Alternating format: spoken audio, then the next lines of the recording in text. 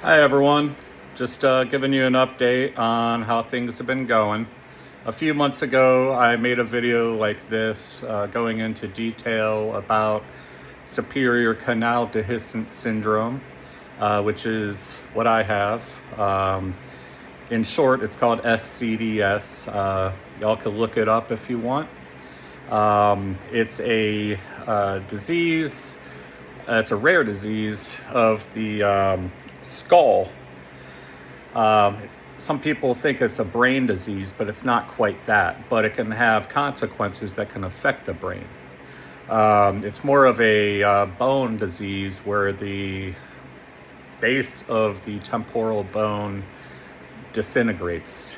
Holes start to form. And through those holes, the brain can then start herniating through into the middle ear and inner ear, as well as the mastoid process, which is the back part here behind your ear. I won't get too much into that because I don't know a lot about the mastoid process functions, but I could tell you a little bit more about the middle ear and the inner ear.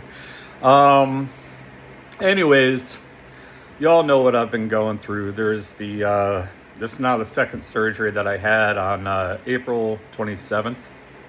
And it was a success in regards to covering up the holes so the brain wouldn't herniate, because the risk was that there would be seizures again. 4 years ago, I had my first documented seizure, one of multiple after that point. I was likely having them for a few years before that because my symptoms started in 2018 when I was leaking cerebrospinal fluid out of both of my ears. You can look at my last video that I posted. I'm going to put this on YouTube on my channel, so when you click on this one, it'll bring you right to my YouTube channel and you can look at the other one. It's about an hour long. It's got a lot of information on there. Hopefully this one's not going to be an hour. This isn't really an educational video. It's more just to let you know what's going on. I have a number of friends and family on Facebook who have been following me, but you only see so much through a post or a comment or whatever. This might be a little easier to listen to. So yeah, I had that surgery. It was a success. It covered up the holes. The other one that I had was it was also a success, but it was done to stop the seizures, which it did. According to my ear, nose, and throat surgeon, he said I have been cured of the epilepsy. Those were his terms, what he said. I always thought there was no cure for it, but I guess epilepsy is kind of a blanket term for seizures that are kind of like unknown and unexplained, and they can eventually be identified. In my case, I had lesions that formed from the brain herniating into the middle ear and the inner ear and the mastoid process. So the brain tissue had been exposed and damage had been done to it. So they did a temporal lobectomy. That's what it's called. Some people might have heard terms like frontal lobotomy and stuff. Like, you ever watch or see the play for One Flew Over the Cuckoo Nest? And at the end they give him a frontal lobotomy and he's just like a vegetable. Well, that's not what happened with me, thankfully. I can't see any reason why they would do that to anybody unless it was medically necessary. But with my case, they had to do a lobectomy, and that's basically where they cut out parts of the temporal lobe in order to remove those lesions and allow my brain to heal. Because otherwise the lesions are going to stay there and they're going to keep rotting and it's going to just keep making more seizures. So I haven't had a documented seizure since my epilepsy sleep study on September 11th of 2022. Of course, No, yeah, that was the last one. And then I had my surgery March 13th of 2023. But as far as I know, I didn't have a seizure on the operating table. So anyways, this one, this surgery was more like I felt trouble coming. I knew something was wrong, and this has been going on. It's been gradually getting worse since the first surgery. So almost 3 years go by, and I'm having those same symptoms that I had on my right side, except it was way worse, like way worse. I could list off another number of the symptoms. You know, you've got like the autophony, and that's where you hear your heart beating on the inside of your head. It's like, oh man, you wouldn't think it's like a bump, bump, bump, bump sound. I mean, it's actually like more of a whooshing sound, like a swooshing, whoa, whoa, whoa. And it goes along with your blood pressure. So if you're physically active or you're relaxed, it could go faster or slower. So like, woo, woo, woo, or really slow, woo, woo, depending on how active you are. So something like exercising or walking around, lifting up a heavy object, getting stressed, getting mad at something, anything really that's going to cause the heart to start beating fast, your blood pressure will raise, and then you start having that sound inside of your head. You add that to the tinnitus that I've got really bad now in my left ear, but it's in both ears. And a lot of people are familiar with that high-pitched ringing sound. Well, with some people with tinnitus, blood pressure can actually make it start to roar. And that is what's been happening on my left side, more so after my surgery. Anything I'm going to say now isn't a consequence of anything that the surgeon did or didn't do. You know, this is part of what happens when you have a surgery. No surgery is perfect. There's always going to be something, you know, that kind of makes things challenging and gets in the way. So I would say that my tinnitus got worse. Why am I pointing at my right ear? So my tinnitus got worse, and I got completely deaf in my left ear. The thing is, I had my hearing before the surgery, and then they covered up the holes with bone, and then now my hearing's gone.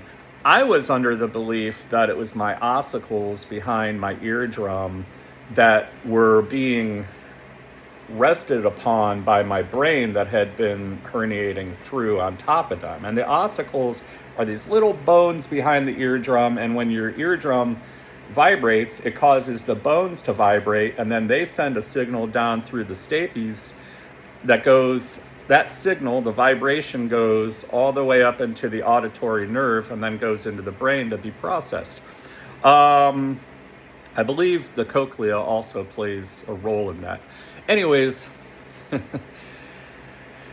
I lost the hearing, and I thought it was the ossicles. That's what I thought this whole time. And I talked to my surgeon, and he said no, that there was actually nerve damage. And maybe that is the ossicles, but I asked him specifically ossicles. He's like, no, that's not it. He said it was nerve damage from the dehiscence. And I'm thinking, okay, so if there was nerve damage from the dehiscence that was already there, then why was I able to hear before my surgery? You know what I mean? I'm sure there's a good explanation for that, because maybe it was nerve damage after they lifted the brain up. Maybe the brain was keeping the nerve intact, but the lifting up of the brain caused some sort of tear. And again, that's not their fault. It's the nature of a surgery. Maybe that's what happened. So I'm not going to start raising alarms here. But it's interesting. So anyways, what I'm here to talk about today is what is in in the future for me. I would like to get somewhat of hearing back. I've been trying to do my music. I play guitar. I can still play it fine. In fact, I feel like my voice has improved because now I'm not hearing the heartbeat in my left ear. I'm not hearing my voice so loudly in my left ear. I was hearing like a buzzing sound, like a canoe, or a kazoo. Yeah, there was a canoe in my head. No, it sounded like a kazoo, like zzz, and it would go along with every syllable that I spoke. And I think I made a analogy. Yeah, I made a post a little while ago on Facebook about, what was his name? Neil Diamond? Is that who it is? Did Sweet Caroline? I don't know. Sorry if I got that wrong. Anyways, Sweet Caroline.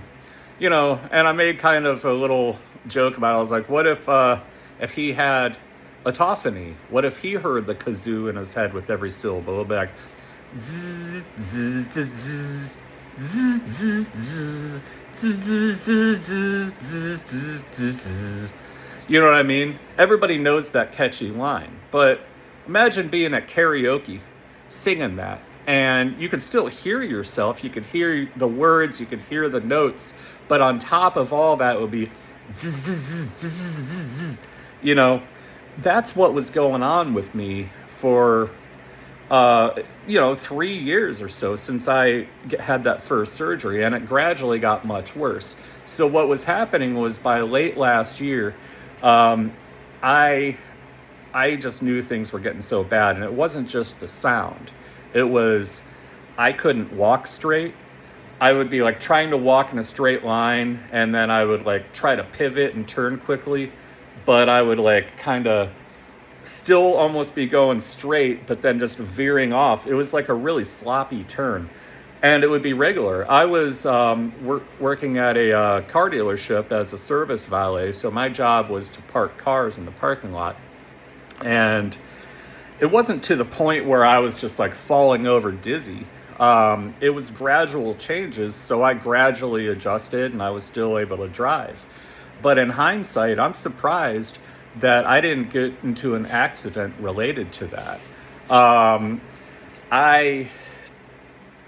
I don't know. I knew that things were off. I just sensed it, and I was talking to people, and just like the first time, the reactions I was getting from people were just like, just calm down, you're worrying too much. I hear that a lot from people. You worry too much. When you've been through this, it's hard not to worry. Yeah, it does help to have an optimistic attitude and to think positively.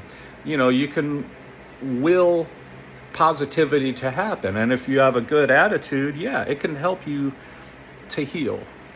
But this is beyond something where it's just mind over matter. This is a disease inside of my head, and so worrying, or rather not worrying so much, isn't so easy. This has affected me in so many ways, more than just balance and vestibular issues. It has led to increased anxiety. It's led to problems with me holding down jobs because of the constant stress and the buzzing in my head and hearing my heart beating. And just imagine that all the time and having to live through it. How could you calm down the stress to where you can't just be anxious and be like, oh my God, like on edge all the time? That's me, and some people who don't understand it, I said it in the last one, it's not their fault. You don't understand what you're seeing with people. You never know what's going on in their lives. You don't know what's going on in their head. Somebody could have a tumor in their brain, and it can be affecting their cognitive abilities. Somebody might start shouting uncontrollably, and you can just say, that person's crazy, that person's an asshole, sorry, or whatever. But you don't know really what's going on with people, and medicine isn't always something that can treat it. So I've had psychological and physiological problems, along with these physical problems that give me dizziness. So it's been a lot to handle. It's been a lot to process and take in. So, where was I? I don't know. So I had the surgery. It was mostly a success. My goal was to stop the seizures, and I'm not having seizures, so that's good. I'm still on my anti-seizure medicine. I think I always will be, but I'm not having seizures, and that's important. And I had hoped that the pulsatile tinnitus, that autophony, they're both kind of one and the same as far as the heartbeat sound goes. That has gone away in my left ear, but so too has my hearing from the outside. So you got inside sounds like the vibrations from your voice. You crack your neck. You guys might see me doing this in this video, cracking my back, walking. You hear my feet.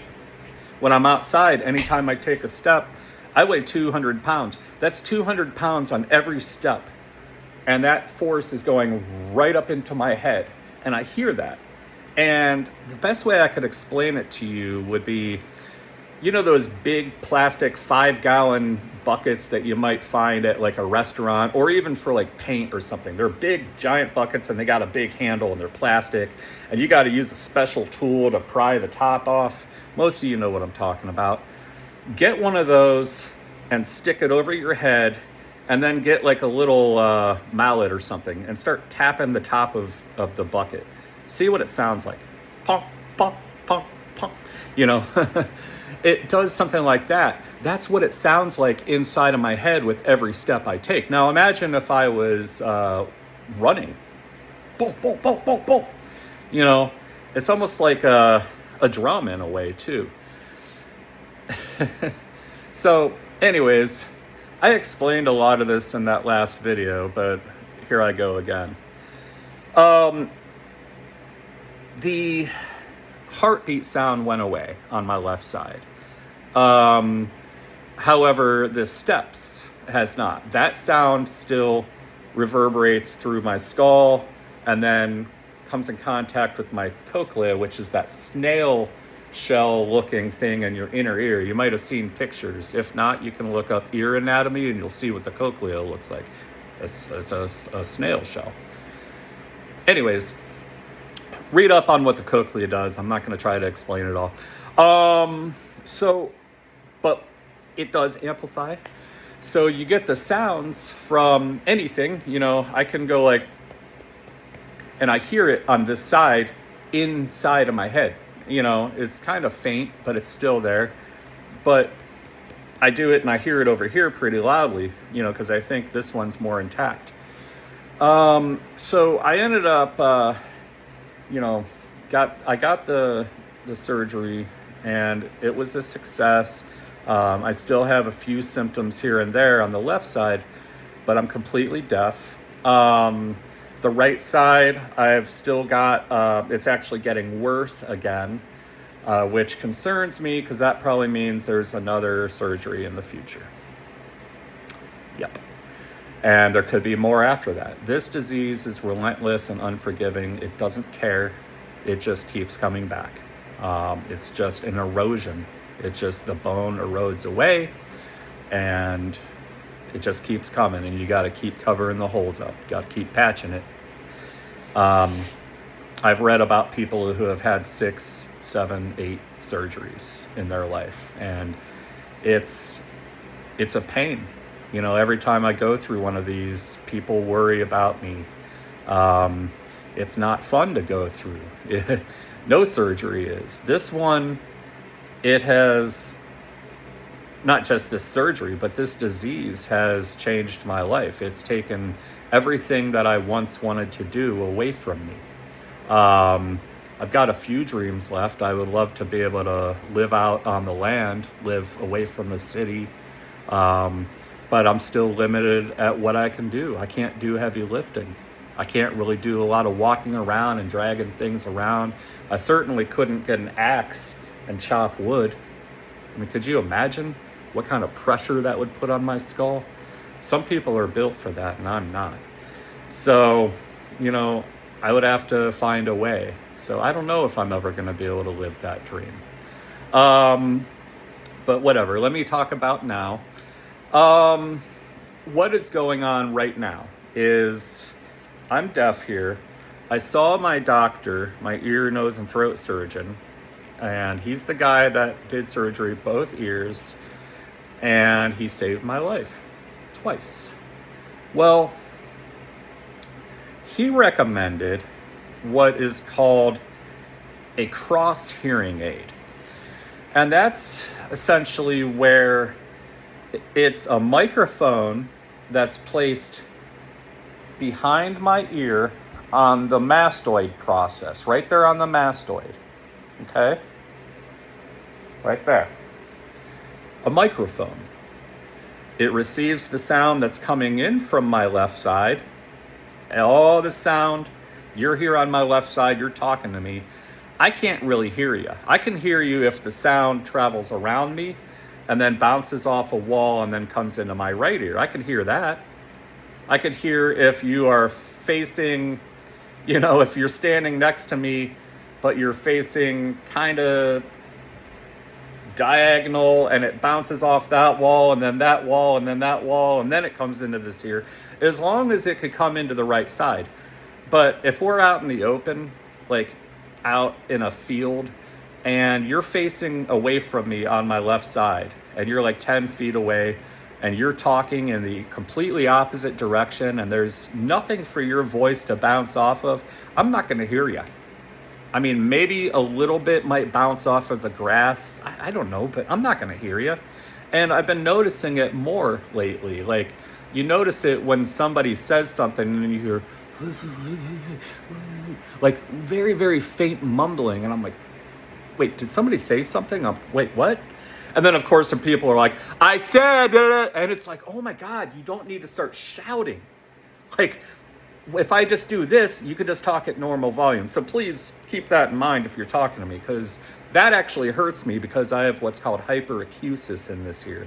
And that's where sounds are extremely loud. And it's kind of what the brain does to compensate when you lose hearing in one ear.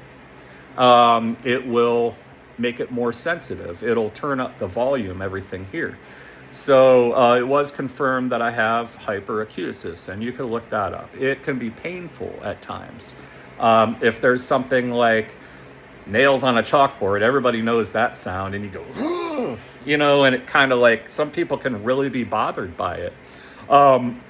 Suppose you're doing the dishes and you drop all your silverware in the sink.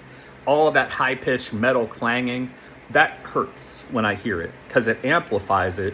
And the high frequency sounds kind of like make my eyes start to spasm, and it happens a lot. You can't control what sounds are happening in your environment. If I'm out if taking a walk in the city, going along the road and an ambulance comes up, and they got the siren on and it is so blaringly loud, I have to bring an earplug with me wherever I go. A lot of times I'll just wear this earbud, which also has noise cancellation, which helps. It does. It helps with like ambulances, but it's still loud. I've got to have some kind of hearing though. I can't just completely block this off and then go out in public and try to cross the street and the car's honking their horn and I don't hear them, But that's the problem with being deaf in your left ear, is I've got to definitely look both ways. I mean, that's just what we're taught, look both ways. But if you don't, and I'm just walking in the middle of the road and the car's coming up, and I don't hear them,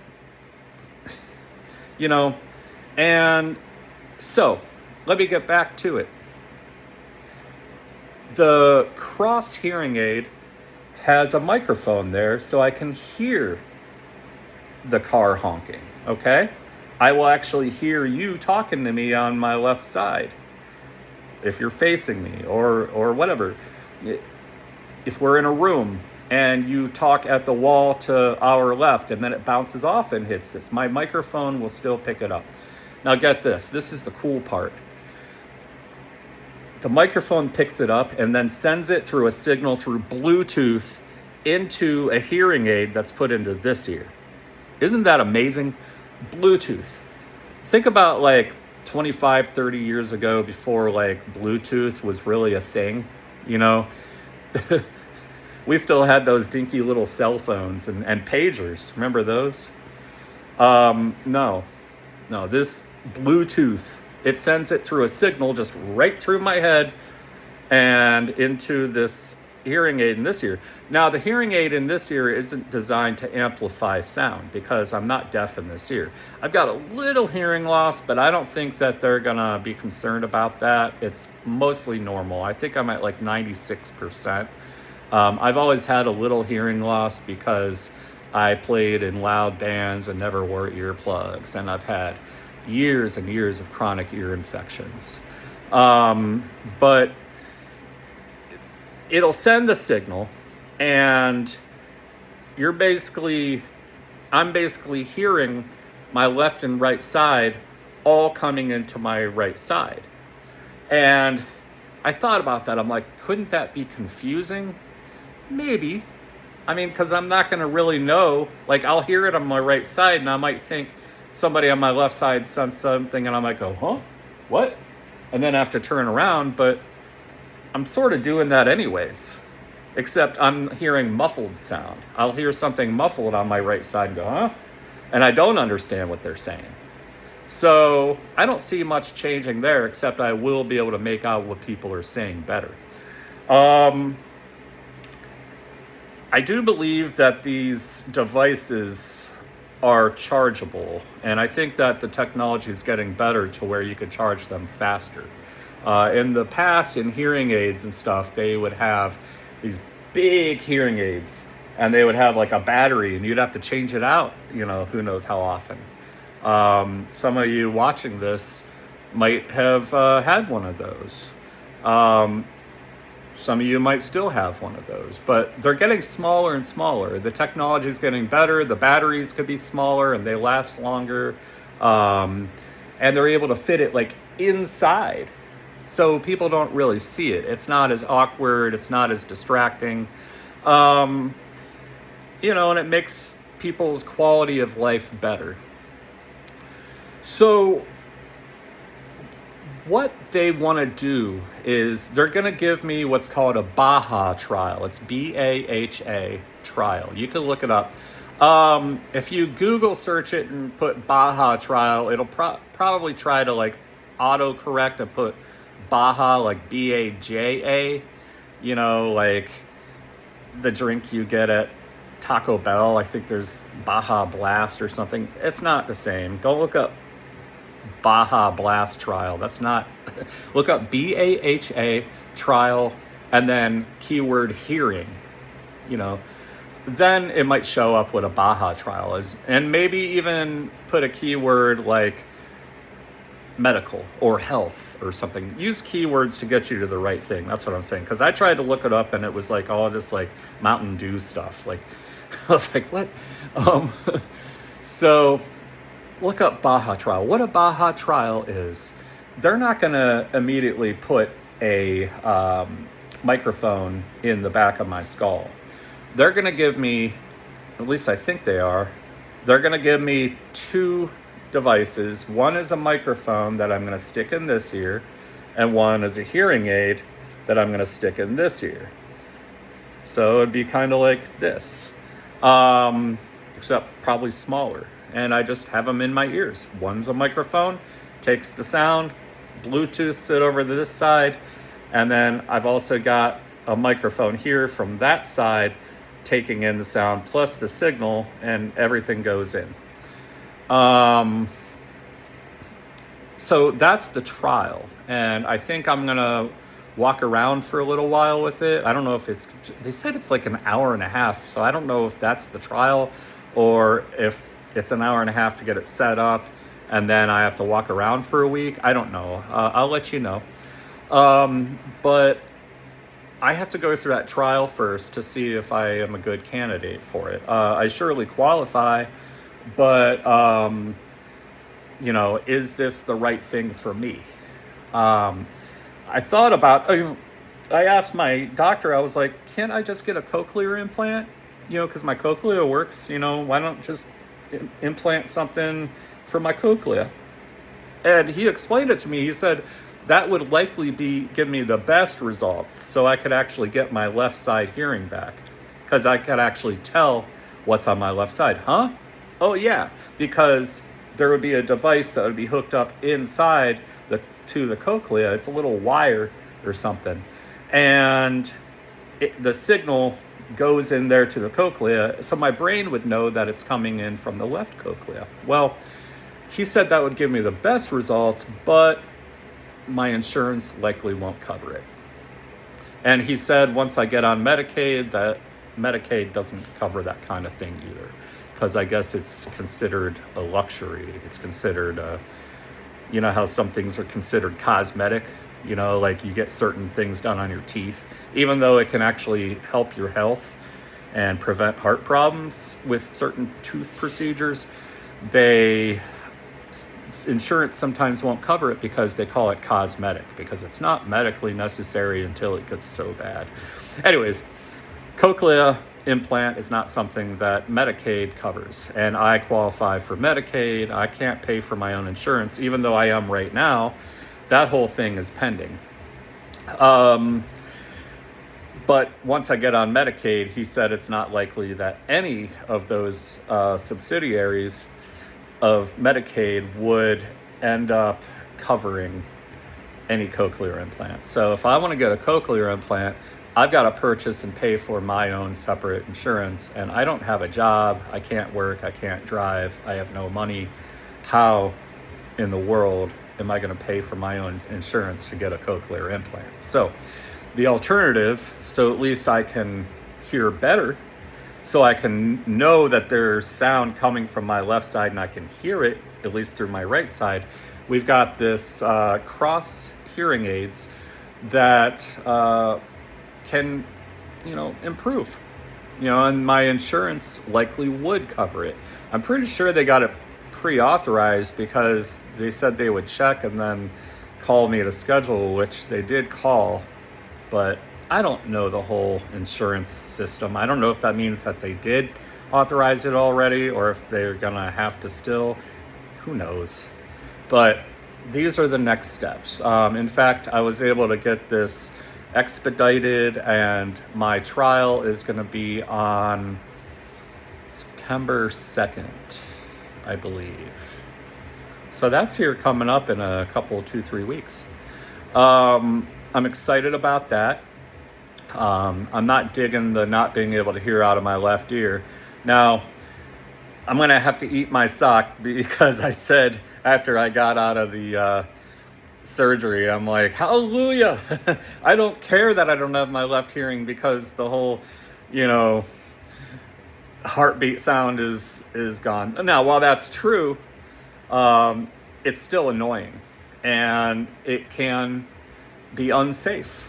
I mean, aside from my balance issues being a little wobbly at times, it's been getting better.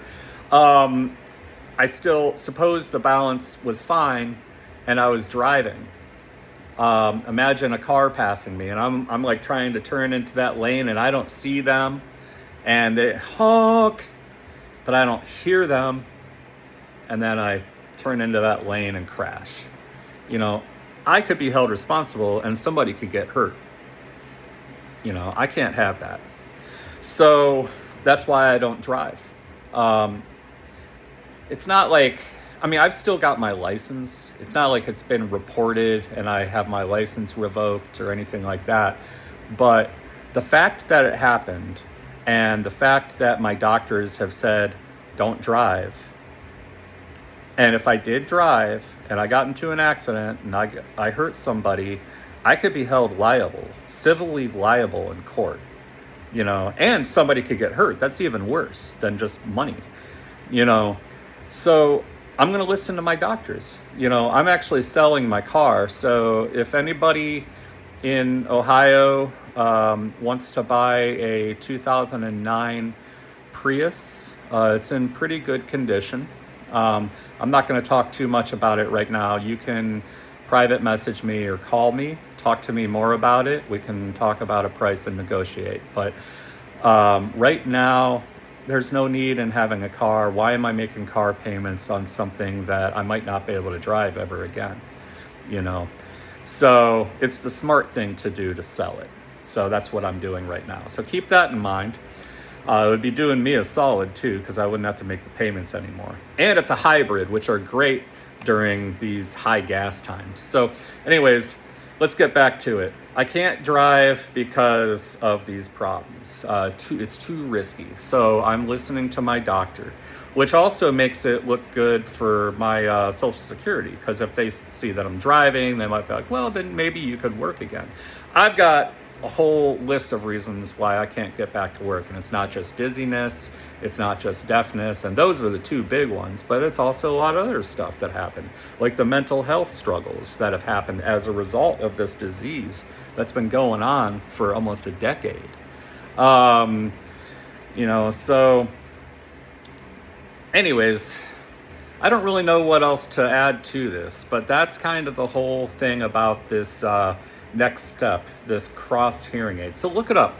It's not cross like a cross, it's CROS. It's an acronym for, I can't remember what it is, something. So look up CROS hearing aid and it'll show up. Probably do like all big letters, CROS or something. It's an acronym. I don't know. Anyways, look it up. There's something that they call bicross also. Stands for two. So bicross and then cross. I qualify for cross. Bicross is when you've got hearing loss in both ears. So both ears have amplification as hearing aids, but they also send signals to equalize it. I think that's how that works. Look up bicross also, but I won't be getting those. Oh yeah, I'll add to what I was saying before. So, okay, there's the trial, right? Microphone, hearing aid, Bluetooth signal, here on that side, everything comes from that side. It's an improvement. If the trial is a success, then what they will end up doing is I'll have a surgery and I will be put under anesthesia. I'm pretty sure I will. I can't imagine they would cut my head open without it. And they'll fold over my ear. And then instead of like on the side where I had that big question mark cut on both sides, my right side and then my left side, instead of that, they will do this, and behind here on my mastoid, it's the bottom of the back of your skull, is the mastoid process. On the left mastoid, they will cut a little incision, and then they will insert and drill and mount the microphone under the skin, and they will mount it onto the bone itself. And then the skin will cover it, and then the skin will heal. I imagine it would be a lifetime of me having to keep it clean. It's going to be a regular part of hygiene, I think. I've never had one of these. Have you? Anybody? But that'll permanently be in there. So I'm not going to have something in my ear. It's going to be behind there, and it's just going to have this little button sticking out. And then there's the actual device that comes off that you charge, and then you click it back on. You just goes right back onto the button and gets activated, and the signal gets sent to my right ear. Isn't that amazing? Think about 100 years ago. Think about 200 years ago, 300 years ago, when people would lose their hearing, and that was it. There was no health insurance. There was no medical devices. There was no anesthesia. Hell, they would get you drunk, tell you to bite down on something, cut you right open, so it is amazing what they could do now. So I get it when people say, hey, don't worry, everything will be fine. I get it, but the worrying doesn't stop. I mean, anytime you get put under, you don't know what's going to happen. And people worry about me, you know? And it's hard that everybody goes through this. I don't know. So I guess that's all I have to say. It's been interesting. I think I covered everything that I wanted to talk about. Let's see if there's anything else. Well, you know what? Yeah, a little bit more. You got a few more minutes? All right. Vestibular therapy. Let me talk about that a little bit. I said I've been making improvements. The dizziness is getting better. I don't have to walk around with my walker as much anymore. I can take it with me if I want, but I've been stepped down to a cane, and it's a pretty cool cane. My friend Terry bought it for me. It's a nice black cane, and it's adjustable, and it's really cool. So I kind of like walking around with it, you know. Most of the time I can walk in a straight line, but there are times. You remember I brought up the whole blood pressure thing? When I am more physically active, that's also when I get dizzier, because the blood pressure somehow affects my vestibular organs. I don't know if that's natural or if it's because of the dehiscence, but I tend to get dizzier and more wobbly when I am more active. So, you know, I could wake up in the morning and just be fine, but then throughout the day, as I'm walking around more, that's when I just start getting a little bit more disoriented. I'm not dizzy, like the room isn't spinning around like vertigo, although that had happened a few times. It is more just like I'm just a little wobbly, like, whoa, you know. You've got the eye stuff that's going on, and that's also related to the vestibular system. It makes sense because that's balance. Your eyes also orient you with the world around you. And so part of this walking and the steps that I was telling you, boom, boom, boom, every step I take also puts pressure into my head, and my eyes will actually do this. Well, actually, they're more like this most of the time, you know, like, you know, so I can take a step and then it goes like this. Sometimes it goes like this, but it's very subtle. But they have tests that they do, the eye doctors do, and they put like these giant glasses on you. They're like this big, and they've got mirrors, and they got cameras on these mirrors, and they tell you to hold still, and they just watch to see if your eyes can stay still. But they'll see with someone like me where I have what's called, now I'm probably going to slaughter this, oscillopsia, OSCIEOLEPSIA,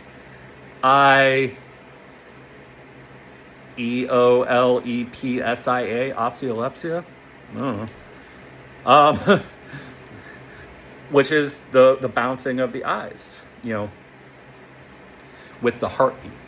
That's what that is. It's the heartbeat. Well, when I'm walking or jogging, you get the eyes also do that. So I think that's the difference. But so I've got that most definitely. Where was I going with that though?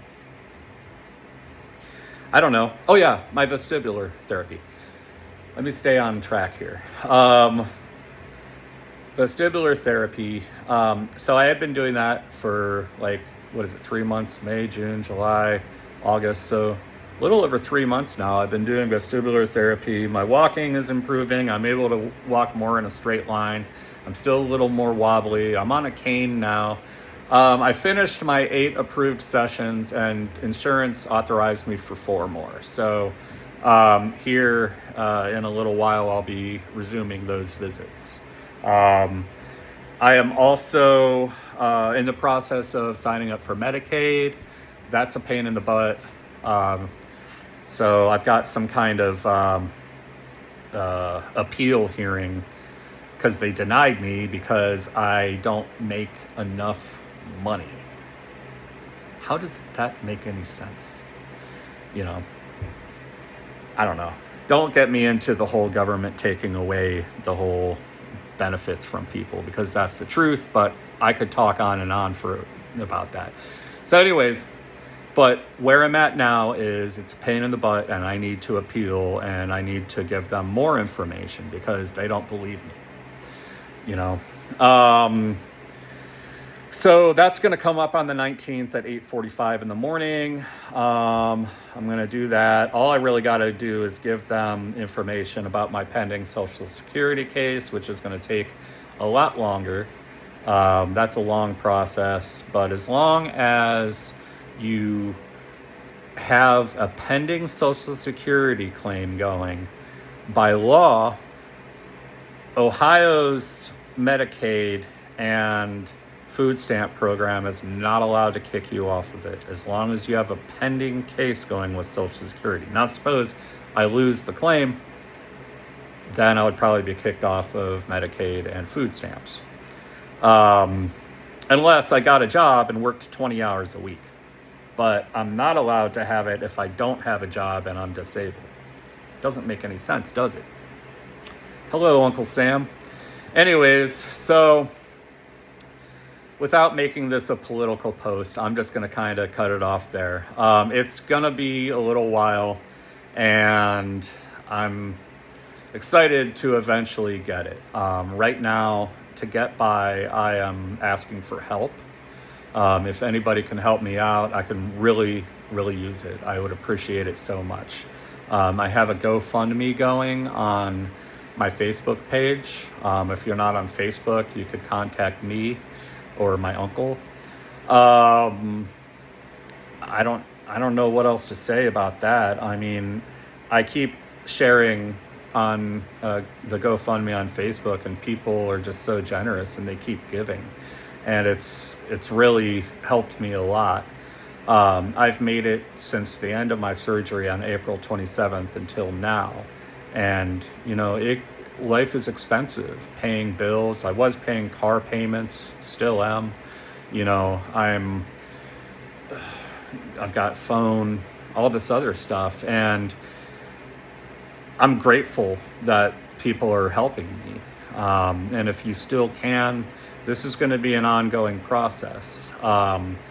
I don't spend money on anything anymore, just my bills, and that's it. I do have the food stamps, and that has helped. You know, the Ohio Direction Card, they call it EBT. That has really helped, actually. So that saves a lot on food. But there's a lot of charities. They don't have donations to give away anymore because the government, again, you know. But there's help out there, and that help has been you, and so thank you so much. If anybody can help out more, just a little bit here and there goes a long way. You know, $1, $5, 20, whatever, anything. It can help me pay a bill. So it humbles me a lot to even ask. I'm the type of person, I would always just be like, I'm going to do it myself and not have to ask people for help. But I have to, you know, what else can I do? So anything you can do to chip in and help, I'd really appreciate that. So please look at my GoFundMe. Get in touch with me if you don't want to do the GoFundMe thing. We might be able to work something else out. So, all right, well, I'll cut it off there. What are we at? 50 minutes almost. So, all right, well, it's been nice doing this again with you, and I will see you all around. Bye.